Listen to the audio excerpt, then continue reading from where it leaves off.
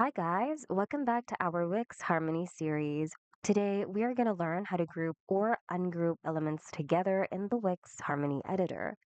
So to group elements together, select the first element you want to add to the group.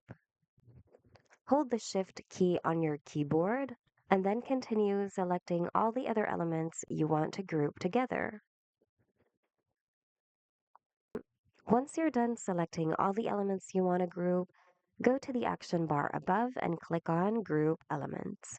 You can also press Ctrl plus G or Command plus G on your keyboard to do it. And your elements should successfully be grouped. And if you want to edit an element within the group, simply click on that element and carry on editing it like normal. Now, if you wish to ungroup your elements, select the entire group, then simply click the Ungroup Elements button on the action bar above, and your elements should now be ungrouped. And that's it. Hope this video was helpful. If you need more Wix tutorials, check out our channel and consider subscribing as well.